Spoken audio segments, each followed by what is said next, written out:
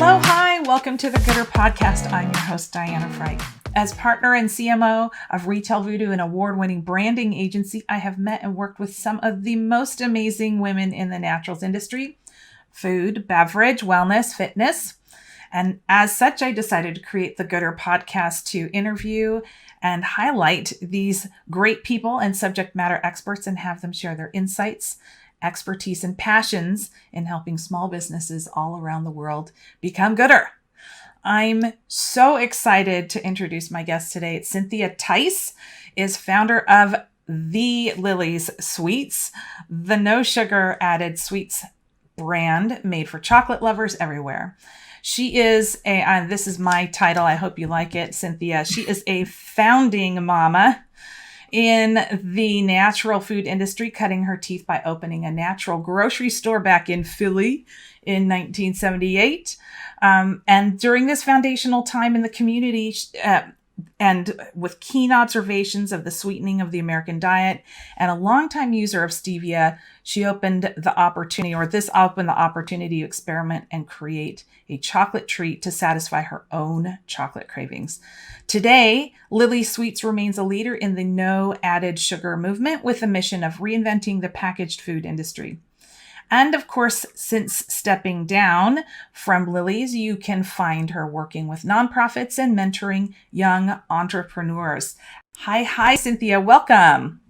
Hi, Diana. Thank you so much for having me here today. Of course. So you're in Philadelphia today. How's Philly? Philly's great. I mean, it's a cold day today, but Okay. It's so fun to be here, and I love Philly. It's back to my old hometown. That is awesome. And I am so excited and have all my toes and fingers crossed for Expo East to happen this year because that's in your hometown, hey? Yes, I'm Yes. super excited and fingers crossed on this end as well. Yeah. So funny. When I think of Philadelphia, I always got to go Philly. I don't know where that comes from. It's maybe my West Coast translation. And Philly's probably like this super awesome modern town now, but I've got this old vision in my head. No, we've got the used guys community, like close by. So there's a little of everything. There's a little bit of everything. I like that. Sounds like a little bit like Chicago in some ways. Yeah. Well, hey, listen, we didn't get together here to talk about Philadelphia. What we did want to talk about was, well, first of all, wanting to share your extraordinary journey in finding and then also kind of building this creative community, or this, I'm going to call it creative naturals community, through Lily's Sweets. But before we do that, maybe give us a little high level of Lily's. Why does it exist? And maybe a little history.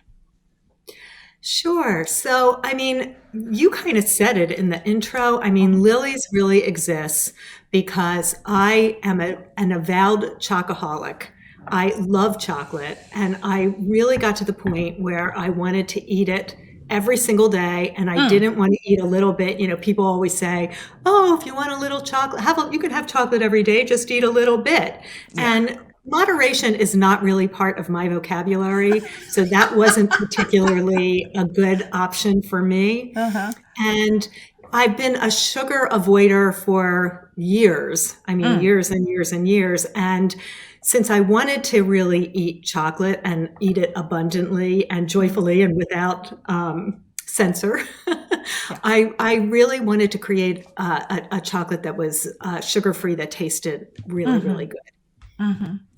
Well, you are a human after my own heart. I'm not a big fan of moderation myself, especially when it comes to the sweet. So I knew I liked you. I knew. Nice. Now, when you and I spoke about what we could talk about and what your passion was, you gave this incredibly rich story of what was happening around you as the naturals industry was building. And that's kind of why I put you on the founding mamas front, just simply because there was so much that you were doing and so much of an impact. Now, as I understand it, I'm going to try to compress a lot of this just to kind of set up the question, but there's like three big pivotal moments in the last 25 or 30 years that sort of opened the door for Lily's to set its roots and really for the naturals industry. And that's the rapid decline of the American diet, kind of this shifting from whole foods to processed foods for a variety of reasons. There was this Alar scare that maybe we might touch on here in a little bit. And of course, stevia's approval for use for human consumption or for consumption. And behind the scenes, we're seeing things like Whole Foods accelerated growth through acquisition, moving outside of Texas. And then there was a moment I'm going to call it in the room when it happened, a little bit of my Hamilton reference, at a conference called the Transitional Shopper, where you were witness to an industry shift around consumers and how retailers needed to pay attention to consumers. So let's start in the way beginning before we go through all of this. Why naturals in the first place? Like, this was, of course, before stevia use. So why did you go into naturals? What was the calling there? So why I got into naturals was from personal need. So when I was in my late teens and early 20s, I didn't feel well. And I was never like concretely diagnosed, but I suspect that I had like irritable bowel or some kind of like digestive issue. Yeah. And, I went to a lot of doctors and there was nothing really significantly wrong, but I just felt terrible all the time. Mm-hmm. And I clearly remember sitting in my college cafeteria at Temple University, and I was complaining, as I always did, how I didn't feel well. And some literally random guy turned around and he said to me, "Well, no wonder you don't feel well. Look at what you're eating." And I have to tell you, it was like he smacked me across the face. And I was like, what? I've been to all these doctors and no one ever questioned me on my diet. But right. You know what? That sounds really reasonable.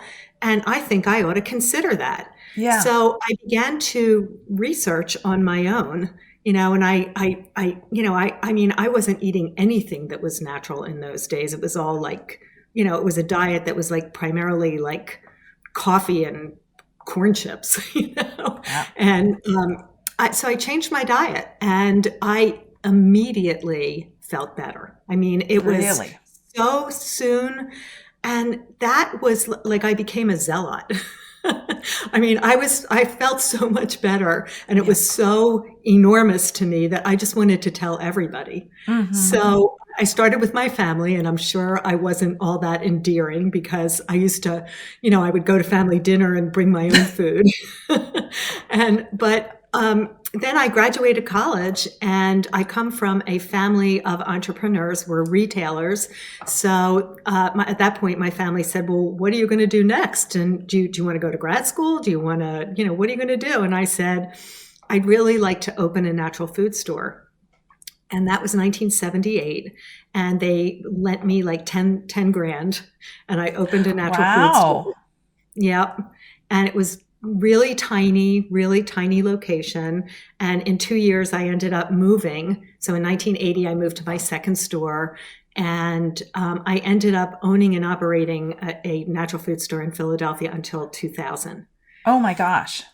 Yeah. So it was quite a long time frame. And, I really got to see the industry grow. I really got to see these kind of hallmark occurrences that, were the history of the natural products industry. And, I think the industry was growing, it was slowly growing. It was, garnering support and, customers were interested. Yeah.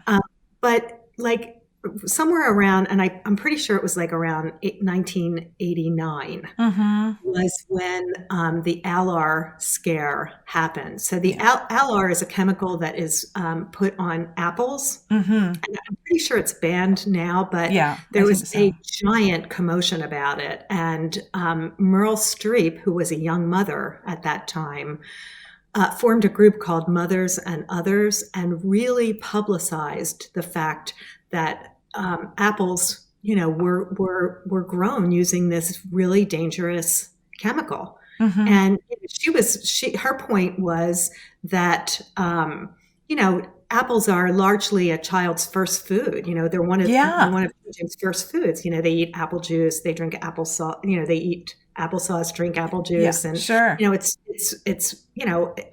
and she was like, oh my God, we're giving these like tiny children, these tiny little bodies, this toxic chemical. Yeah. And, so she started to make a lot of, a public Yeah. appearances around it. And people that we had never seen before shop in a natural food store started to convene into the stores. And it was Wow. so big, it was so enormous that I remember that apples were like sold out for Oh, like, you're kidding. yeah, I mean, the supply and demand was so pressed Right. that organic apples were nowhere to be found. Yeah. So, but what that did was it just created this unbelievable awareness Mm-hmm. about organic that had not previously been there before, Mm-hmm. and it was sticky. And so, the new customers that we got stayed. So it was a very big event. Wow. And so this is, a lot of the people that are going to be listening here, even myself, I sometimes go, oh, there was a time before social media, and I also remember this. I don't know if this was still around that time, but, organics did not look as lovely as they did right now. So to have this mass convergence was kind of a cultural phenomenon, right? Because people were like, oh, visual is not as important anymore in this moment. So there were, it seems to me like a few things change in the consumer's eyes based off of this one event or this one, I guess, event, Yeah, and I mean, yeah, I mean, I think there was a hardcore group that really believed, sure. that that part of growing food and there was a pretty decent amount of kind of a hippie movement of people that really believed that chemicals, when you were growing food with chemicals, it was leaching into your food Yeah. and that made a difference. But Meryl Streep provided and articulated an awareness that was not necessarily heard before and absorbed before, Mm-hmm. by such a big consumer group. And her argument that not only was this chemical remaining in the final product, but by feeding your children who had smaller bodies than adults, that could make a difference, I think really resonated with mothers in particular. For sure. So I think she really catapulted the industry to a new level. Just in that moment. That's interesting. Yeah. And then was it at that time that there were two, I don't remember, were there two different events? Or was it the FMI event with the Whole Foods conversation and the education? Maybe share that story, because I think that fundamental shift, of course, we've adopted, but even still some retailers don't keep in mind. So share that one for us. Yeah. So again, the Meryl Streep event was like in '89. Yeah. And, so for the next 10 years, which the FMI event occurred in 2000, for the next 10 years, we continued to see accelerated growth in the industry. And one of the other things that I think was interesting that happened was there became a growing awareness of GMOs. Okay. So, I heard for the first time of GMOs in the early 90s. And, prior to that, I had never heard of GMOs before either. But there was this man named Craig Winters who actually started this organization called the Campaign to Label GMOs. And that was the first time that I ever heard of GMOs. And he was part of the natural products industry, and he sent around a pamphlet. And the pamphlet described how Monsanto was literally building pesticides into seeds. Right. And the pamphlet told this story that was like hair-raising to me of this field that was observed when a pack or I don't know what you call a flock Yeah. of mammoth butterflies landed on the corn and they instantly died. So they like Kidding. fell off the corn and died. Oh my And I gosh. mean, I don't actually know if that story is even true, but Right. that was what we heard. Yes. And it started this another kind of like big movement within the industry Yeah. that I also think harnessed other people. So what happened was the industry was just growing and growing and Yeah. growing. And at a certain point, conventional retailers began to see that natural products was here to stay. Yeah. So, I sort of think of what was formerly called natural products is now Yeah. called better for you. Yes. So, Mm-hmm. they began to, for the first time, to see that better for you foods was something that people were interested in. Yes. They wanted them. Yes. And there began to be a lot of education and a lot of research, consumer research that Yeah. was being shared with supermarket retailers. Mm-hmm. The Hartman Group in particular was Yes. reporting consumer research. And, Yes. so there was more and more interest. And in 2000, I attended a seminar that was it was jointly provided by the Food Marketing Institute, FMI, Yeah. FMI. and St. Joe's University, that's here in near Philly. Mm-hmm. And it was just this really big, interesting symposium that was given by the academics at the Food Marketing Institute, Mm-hmm. as well as like Hain Celestial participated. Sure. A big PR group participated in it, who was spearheading kind of the initiative of helping supermarket retailers understand what was happening, this Yeah. whole movement that they called whole health. Yes. And then a lot of supermarket retailers also attended, and Whole Foods Of attended as course. well. Yes. Yeah. And it was fascinating to me Mm-hmm. from so many different perspectives. It literally changed my trajectory for my next step Mm-hmm. in the industry. Yeah. So what they were reporting was, that better for you foods was here to stay, that more and more consumers wanted it, but that it required education. So if you put these products into a supermarket's assortment, Yeah. it was requiring that you also educate the consumer. Mm-hmm. So I remember clearly during this lecture where, where all of these facts were communicated Yeah. to this giant group of many different retailers. So like Wegmans was there, Acme was there, just a lot of different local retailers. And some guy raises his hand and he stands up and he goes, "What do you mean we have to educate consumers? How are we going to do that?" Yeah. And that Wow. was another one of those light bulb moments for me where I was Yeah. like, "Oh my God, I've been doing that for 20 years. I know Yeah. exactly how to do that." Yes. Yes. And then there was one other thing that was also a giant light bulb moment for me. And it was that Whole Foods stood up and started lecturing, this group. And somebody in the audience raised their hand and said, "Well, you have all these plans for aggressive growth. You've now bought Bread and Circus, and you've now bought Mrs. Gooch's, and you've bought Fresh Fields. Like, where do you think your consumer base is going to come from? Like, there's just not a big enough group." And the woman said, "Oh," she said, "let me be very clear. We are not after the natural products consumer. Yeah. We are after your consumers." Oh my And goodness. there was kind of like this dead silence in the room. And that was also another light bulb moment for me. Mm-hmm. And it was so much so that I literally sold my store. You did in that moment. Yeah. I said, this is my next career move.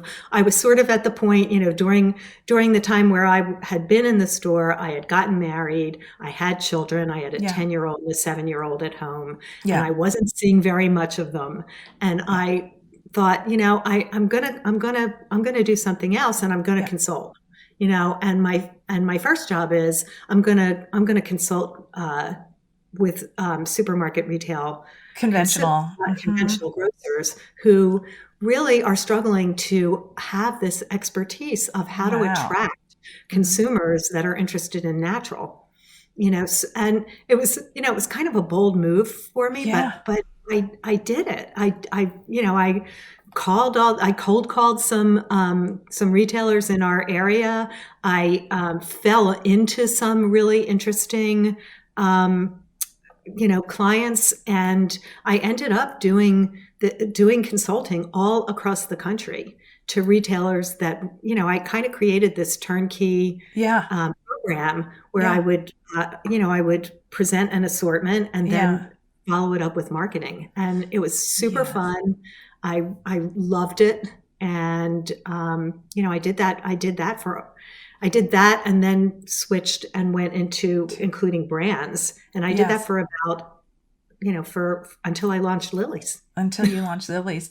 And Yeah. Lily's, I mean, these are big initiatives. I'm starting a new store right out of college, to I'm advising the largest chains on how to start shifting their business models to starting your own CPG. Like, you're not, these are big. You don't do small things. It sounds like, you are, if you're going to do something, you want to change the world. I mean, is pretty fantastical. And Lily's seems like such a natural transition to me, at least, moving from the retailer side and interacting with the consumer at a different level. And especially since it's still, again, a labor of personal love. You went from your store and what your needs were then to filling another need. Nobody's doing this chocolate. I need this chocolate. I'm going to make it myself. That's the way it's going to be. Um, is this you? Is this just your DNA? Do you know, like, when somebody comes over to your home, there's no such thing as a cake for a party. It's like, you've got an explosion going on. Is this just part of your natural DNA, or just maybe part of your business DNA? It's, I guess, because I come from a family of entrepreneurs. It never occurred to me to, To to not. think that it was a big risk. Yeah. It's not that I'm not risk adverse. Yeah. It's just that, I'm very used to being my own boss. Well, that is a thing. I've never worked for anyone, uh, except for very short periods of time where I was like, oh my God, this is a giant mistake. Yeah. I'm not very good at being told what to do, for better or worse. So, being my own boss was always the best solution for me. And I'm Yeah. actually not really all that collaborative, Oh, if truth really? be told. Yeah, Okay. I'm trying to get better at that. Certainly with networking and Yeah. mentoring, and but that's not my natural inclination is to work pretty solo. Yeah. So that's been a real growth opportunity for me, and Yeah. something that I actually am loving. Yeah. But yeah, I mean, I just, for me, the one constant was always the industry. Yeah. Like, I really, really found a home in the industry. Hmm. I love our industry. I Yeah. just feel like it's true right livelihood, Hmm. and I just feel like there's so much opportunity Yeah. to do good in the Yeah. industry, and Agreed. that was really the constant. Yeah. Well, now you have been um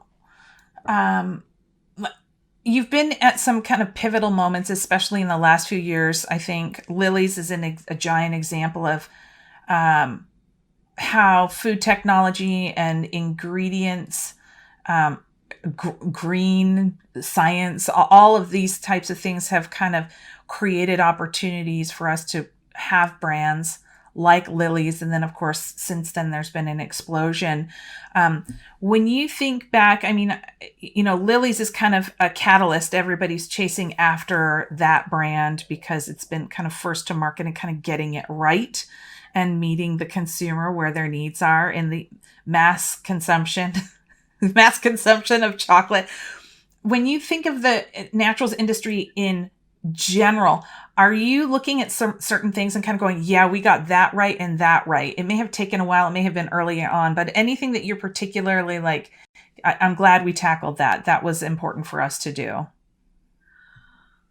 I mean, I think we've kind of gotten a lot right, but I really feel like it's a continuum. I feel like there's always the opportunity to to kind of reevaluate and do better, both personally and as an industry. So I think we're doing a lot right, but I think there's I think there's a lot more that we can be doing. Yeah. And I guess I sort of, I sort of view the natural products industry as kind of the thought leaders of overall CPG. Yeah. So I mean, that's been a very valuable, it's been really exciting to witness that evolution, because, prior to that 2000 landmark, occasion. Yeah. The natural products industry was largely viewed as, kind of like just crazy little people who esoteric hippies. Who ate yogurt and birdseed.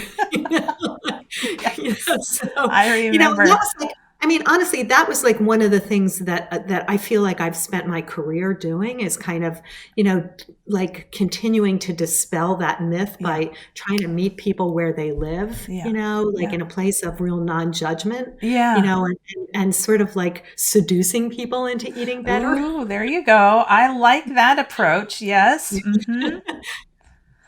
What do you think we can be, where do you think we can be going better? And that part of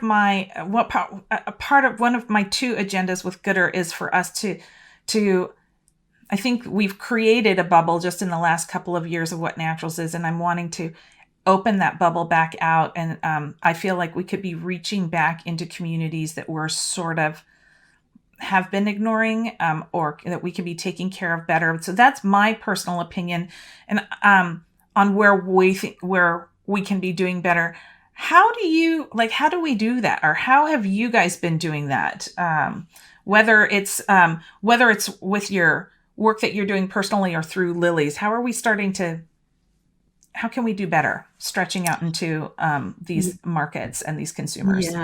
Yeah. I mean, Diana, I could not agree with you more. Mm-hmm. And I think food equity is a giant topic that we really, are addressing as an industry and need to continue to address.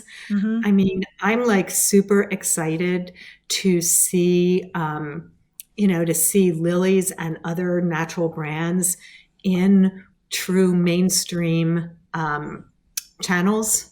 Mm-hmm.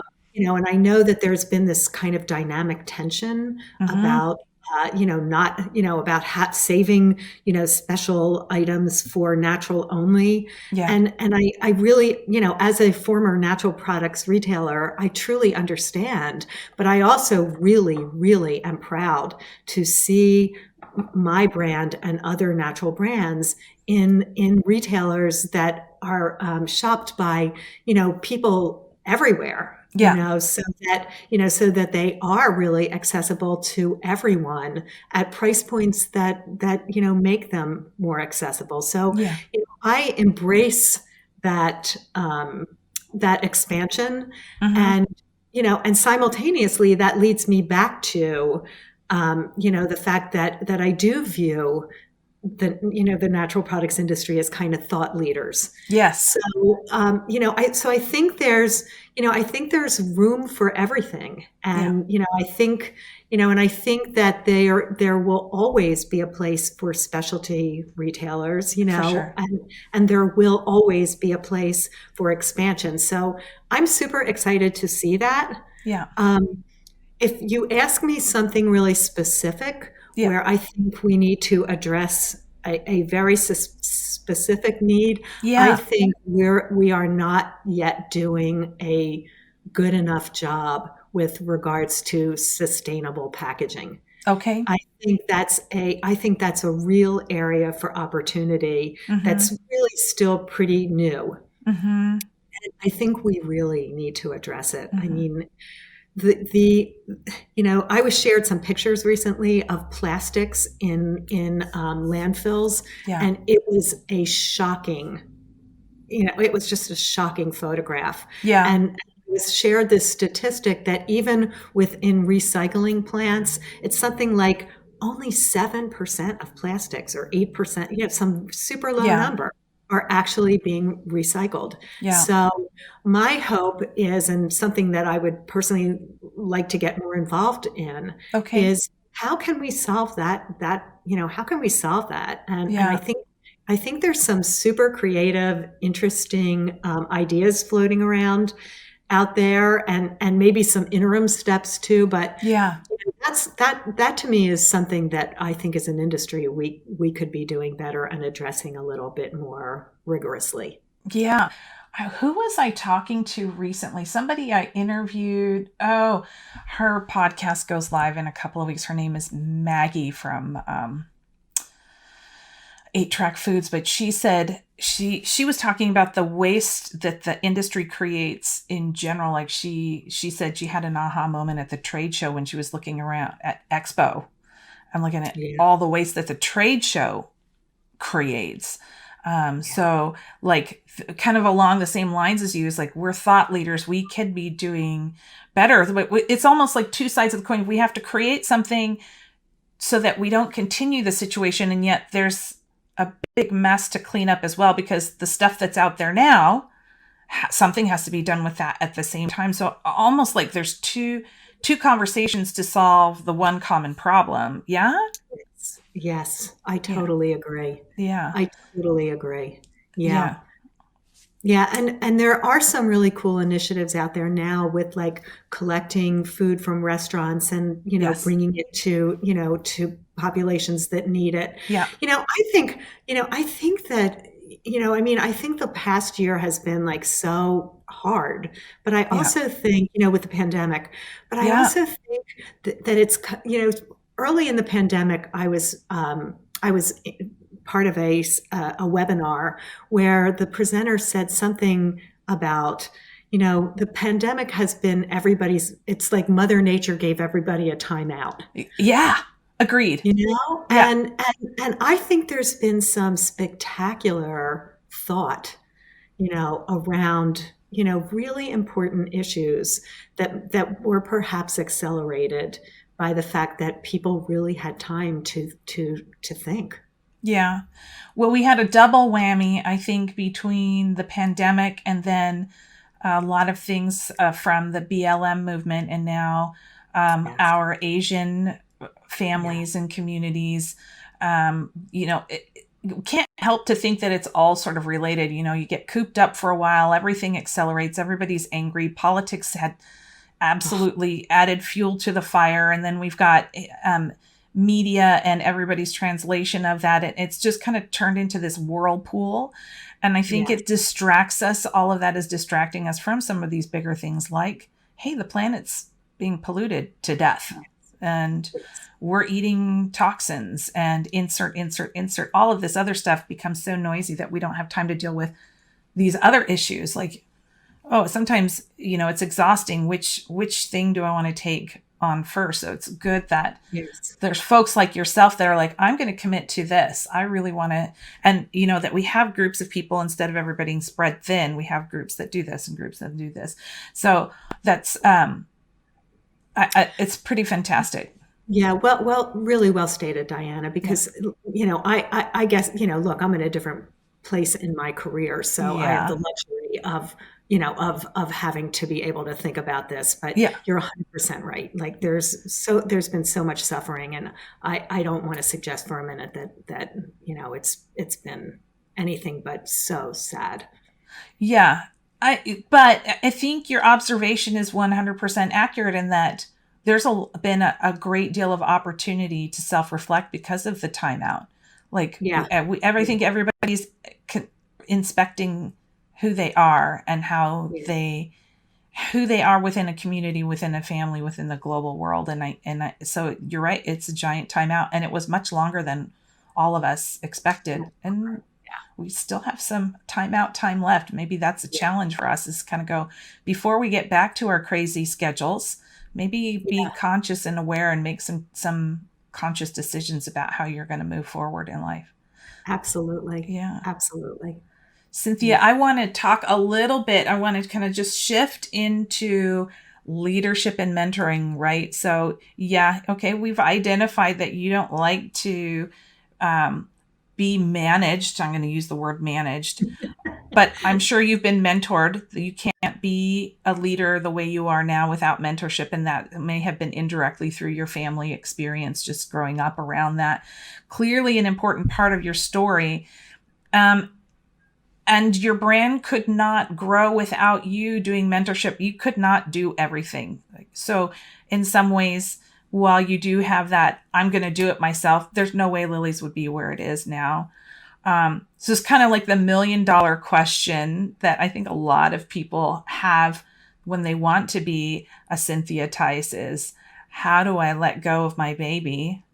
And, what are those steps? And was it them?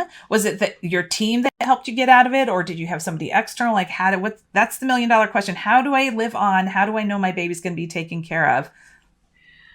So, when I partnered with private equity, yes, so by 2017, I launched Lily's in 2012. Oh, so fast. Yes. And I launched with Whole Foods as a national brand. Mm-hmm. So that was kind of it was pretty extraordinary. Yes. And Lily's grew so quickly.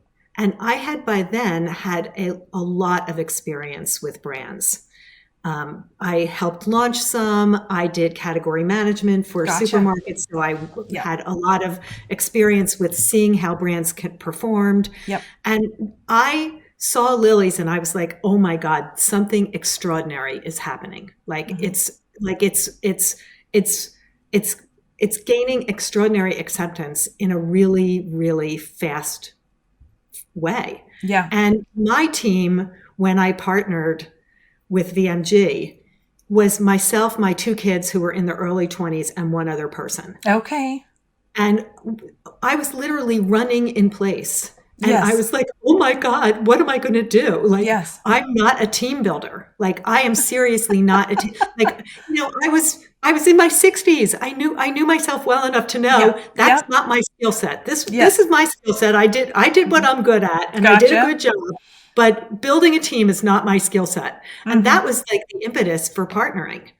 So it was VMG who found Jane Miller, who is now Lily's CEO. And Jane built the team. Jane, and she did a really fantastic job. So, watching her do what she had the expertise to do has been really rewarding as well.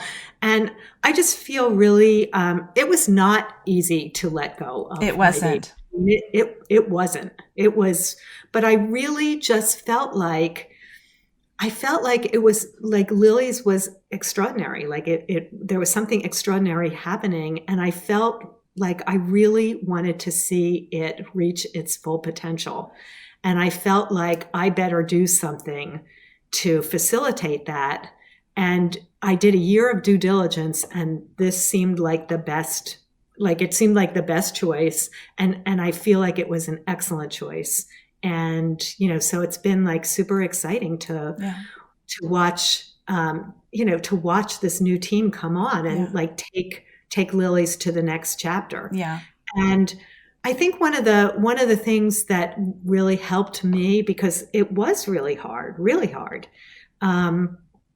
was that I felt like I was doing the right thing, and B, I felt like I was doing it with the right partners. Yeah. And C, Jane formalized a lot of the values that I put into the company. Yeah. Because one of my biggest messages to entrepreneurs is like, your brand can really reflect your values. Yeah. Like, make sure that it does.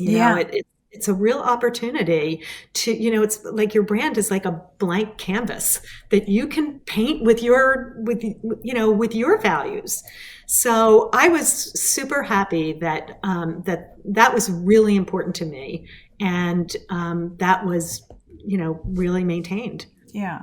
Well, it's not uncommon, the firm that I work for, Retail Voodoo, we work with a lot of entrepreneurs in that transition time. And I think it speaks volumes of who, first of all, you have perfect the perfect trifecta. We've got somebody who's passionate about what they're doing. That's you, Cynthia. Then you've got a partner like Wayne, right? Wayne specifically, I don't know him personally, but I've seen who he is and how he shows up in the industry. Understands entrepreneurs and the special relationship that entrepreneurs have with their brand, and instead of strongholding, kind of mentors an entrepreneur through that transition. And then the bringing on of Jane, who also understands the special relationship between a brand and an entrepreneur. I think those are the that critical understanding of the relationship. You're really lucky. That doesn't happen all the time. Yes, I am. Yep. Yeah. Yeah. And, I agree. And not only that, but then when you have that right partnership, then your brand, like you said, gets to fully express itself to its greatest ability. Because sometimes I'm an entrepreneur myself. Sometimes we entrepreneurs get in our own way, and make decisions, emotional decisions that maybe aren't always in our best interest. And so how wonderful that Lily's not only grew so quickly. 5 years for that kind of growth is pretty phenomenal. And then since VMG, now, I mean, it's exploding. And it's really great that you were able to have that observation, because not all entrepreneurs can have that sense of awareness. And sometimes it takes until your 60s. I get it. Sometimes it takes. Yeah. Hopefully you get wise as you get older, right? It makes it worthwhile, right? I understand. So really quick, before we get into the last part of the interview, tell me a little bit about why mentoring entrepreneurs is so important for you right now. Well, it's another way to remain in the industry. So that's like this selfish part of it, or Totally. the personal part of it, but it's Yeah. also like a way to give back. So it's a win-win. So I love the industry, and I have had such a wonderful time here, and I'm not done. Yeah. And part of the way that I can remain is to help other people. Yeah. So I love mentoring. I love, I'm loving the work that I'm doing. Lily's is an early adopter in the Jedi Collaborative. Yes. And that kind of became my project for Lily's. And so I attended the early adopter circle and the CEO circle, and it's so powerful and so amazing.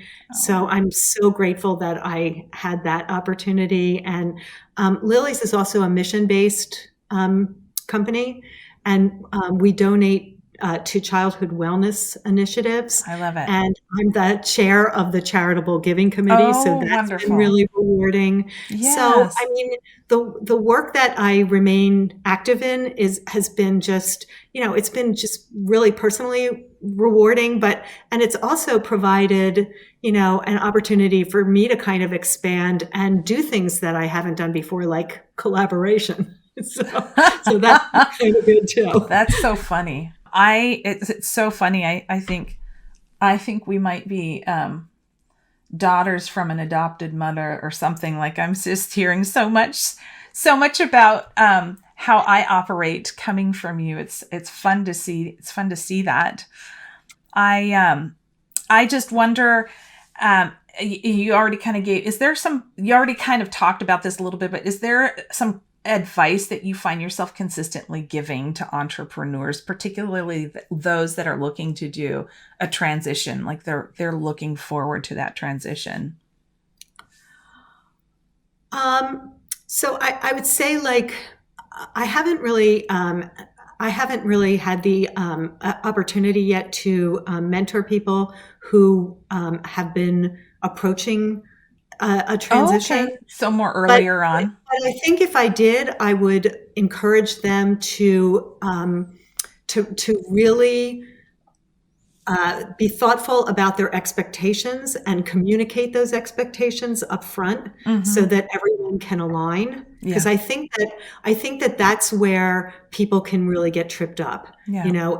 If one person is thinking one thing and another person is thinking Yes. another, and there's not true alignment and understanding. Mm-hmm. So I really encourage that. Um, I think actually, Diana, there could be a lot more dialogue around, around the role of a founder through transitioning. I think it's a really interesting topic, and it's Okay. something that Jane and I have talked about a lot. Mm-hmm. So, I think it's an interesting topic. Yeah. Um, but just for overall, my advice for entrepreneurs is to really understand that that the influence their business can have in terms of reflecting their values. And I think just from a practical standpoint, to never underestimate the amount of time that you're going to spend in your business. So you should absolutely love what you do. Amen. Yeah. That's wonderful. Thank you.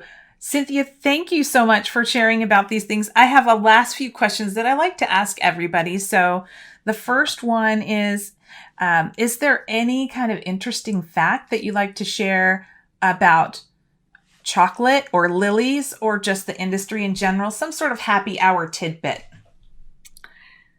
Okay, so this is my favorite actual tidbit, Okay. and this is geared to helping people to understand how small changes can lead to bigger ones. Okay. So if you are striving to reduce sugar Yeah. and you want to make a batch of chocolate chip cookies, Yes. and you substitute a no sugar chocolate chip like Lily's chocolate chips Uh-huh. in the recipe and do nothing else differently. Yes. So you're still making your recipe with brown sugar and regular sugar. Yeah. If you substitute Lily's chocolate chips for regular chocolate chips in the recipe, you will save over 100 grams of sugar in that recipe. Wow. And you won't notice it. You probably won't even miss it. You won't miss it at Nope. all. No, because Nope. stevia is even a little bit sweeter, if I remember correctly. Does stevia have just a slightly sweeter flavor or sweetness to it? Stevia is actually 200 to 300 times as sweet as sugar. Ooh, okay, so Yeah. a lot sweeter. So you could Yeah. cut your sugar back if you wanted to and have the same kind of flavor or sweetness in the cookie. Okay, Yeah. that's fun.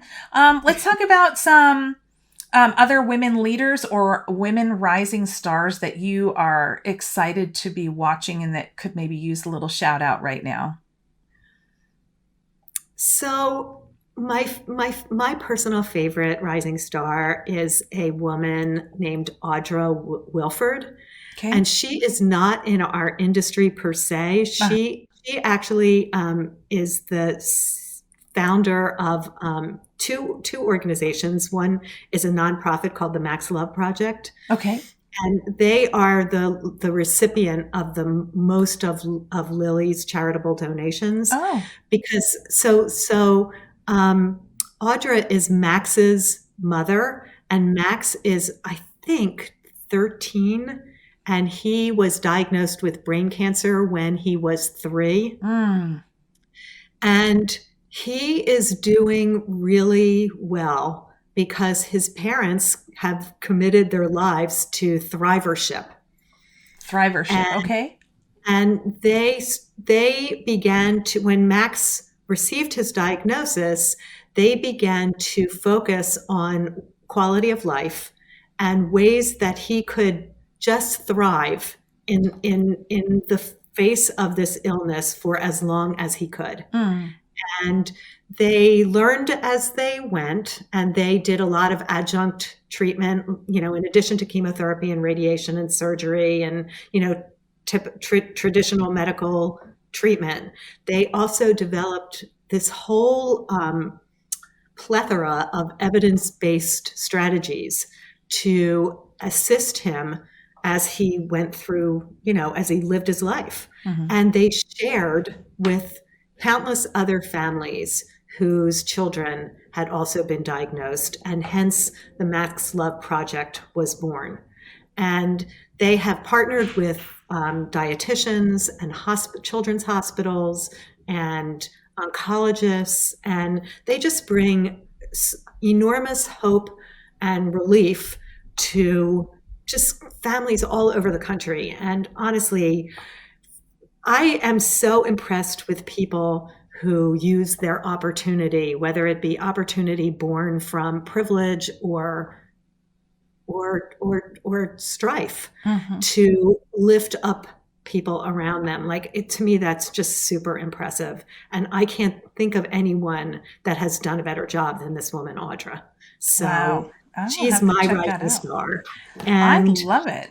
yeah, and she's now started a for-profit business called Family Thrive that Okay. they're launching now, and it's an app. And I can't articulate a lot about it, but it sounds like it's going to be a really cool thing too. Well, we'll have the link on the show notes when it goes live for those people that want to listen to it, learn more. Great. What brands or trends are you watching right now? Anything that you're excited about? I mean, I remain excited about lower sugar. I think that's really the next logical extension of better for you. Yeah. And I'm excited about improvements to ingredients that support that. Again, for me, I'm super interested in sustainability, particularly around packaging, and I have been seeing some really exciting things around that as well. So, I really would like to see how we get with regards to improvement in sustainability. And then, how are you keeping yourself sane these days? You sound like sanity for you means remaining busy. So I'm curious how you're going to answer this. Yeah. Well, I mean, I love walking around Philly, and I've been doing a whole lot of it. And I actually have been joining some boards, so I feel super lucky that I joined a board called Naturally Network. Yes. That's sort of a newly founded nonprofit that is facilitating Naturally Boulder and the affiliate chapters of Naturally Austin, San Diego, Chicago, New York, and I hope I didn't miss anybody, but and that's been super rewarding. It's very new to me. I'm kind of learning as I go, but I really love it, and I just feel so fortunate to be working on that. And I'm pretty physically active. I like to I like to exercise, and I like yoga. And finally, I'm a really avid wine drinker, so I've been doing a lot of that. I'm sure you have. I've heard that wine consumption has gone up considerably in the last 12 months. Wonder why. Well, I've done my share. Yeah. How do you like people to connect with you if they want to reach out? Are you a social media? Or do you prefer they reach out to you directly via an email? LinkedIn is great. Okay. Yeah, LinkedIn would be great. Great. And it's Cynthia Tice, Tice, correct? Correct. All right. I love it. Thank you for your time and your commitment to the community and for your time today. It's been such a joy to meet you and just learn about, kind of some of those pivotal moments in our industry and how you are just keep pushing things forward. I love it. Thank you so much. Oh, and thank you, Diana. And thank you for also your Gooder podcast and for supporting female entrepreneurs and for recognizing that, we do use our businesses to do good. And I think you and I are kindred spirits in that sense. And I'm delighted to meet you. Oh, thank you. Well, have a good rest of your day, and we'll see you next time. This episode is sponsored by Retail Voodoo, a creative marketing firm specializing in growing, fixing, and reinventing brands in the food, beverage, wellness, and fitness industries. If your naturals brand is in need of positioning, package design, or marketing activation, we're here to help. You can find more information at retail-voodoo.com. And so there you go. I hope you enjoyed this episode. Thank you so much for hanging out with us today. And if you haven't already, be sure to subscribe to this channel and share with your network. Until next time, be well and do gooder.